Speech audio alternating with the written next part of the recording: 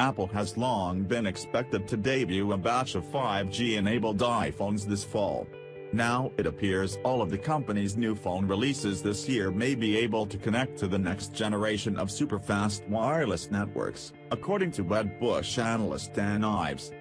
That's a significant milestone that could help convince millions of people to upgrade their smartphones. 5G could make the iPhone 12 a must-have product.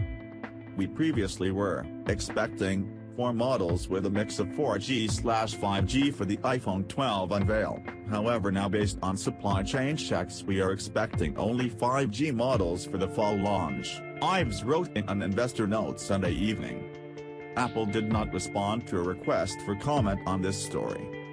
Although the projection is not a certainty, it would be a smart move for Apple, APL, driving big demand for the new iPhones as the company continues its march toward the $2 trillion market cap. In recent years, consumers have been waiting longer between smartphone upgrades, a trend that could be exacerbated by the economic crisis sparked by the coronavirus pandemic.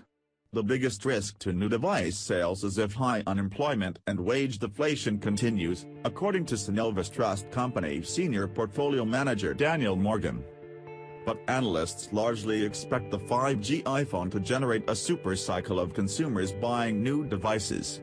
Ives said he estimates roughly 350 million of the total 950 million iPhones on the market could be upgraded within the next year to 18 months. We believe iPhone 12 represents the most significant product cycle for Apple CEO Tim Cook and Company since iPhone 6 in 2014 and will be another defining chapter in the Apple growth story looking ahead despite a softer consumer spending environment, Ives said, adding that he believes many on Wall Street are underestimating the massive pent-up demand around this super cycle for Apple. Apple's strong earnings in the June quarter indicate it can withstand the pressures of the economic crisis, Morgan said. And Ives predicts a lower-priced, next-generation 4G model will hit the market early next year, which would be a potential opportunity to reel in consumers unable or unwilling to shell out for a 5G phone. Making a 5G-connected iPhone could improve the consumer experience for Apple's digital services, like Apple TV+. Though iPhones have long been Apple's biggest sales driver, the company is increasingly reliant on services to diversify its sales. Overall services revenue hit a record $13.2 billion in the June quarter, boosted by the pandemic-fueled shift in habits. Apple is somewhat late to the 5G phone game. The 5G iPhone will join a growing slate of phones on the market built to connect to the next-generation network, including models from Motorola, MSI, Samsung, SNLF, Huawei, LG and others. Samsung, one of Apple's fiercest smartphone competitors, in January boasted that it held more than half of the global market share for 5G phones. And last week, Samsung unveiled its latest flagship smartphone, the Galaxy Note 20, which comes with 5G capability and an ecosystem of interconnected gadgets. But with Apple, it's such a loyal ecosystem, Morgan said, which means its customers have likely been holding out for Apple's 5G offering.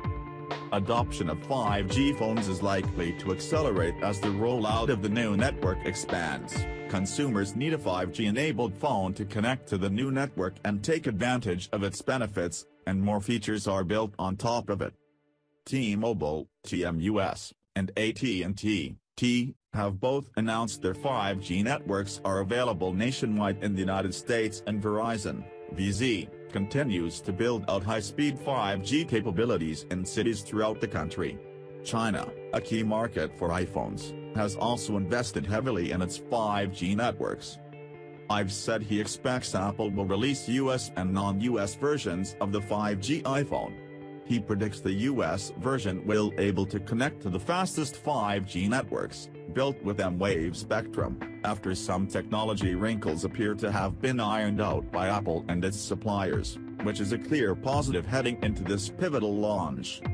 He also predicts the new iPhones will go on sale in October. Apple last month said that while new iPhones typically go on sale in September, this year the company expects supply to be available a few weeks later because of the pandemic.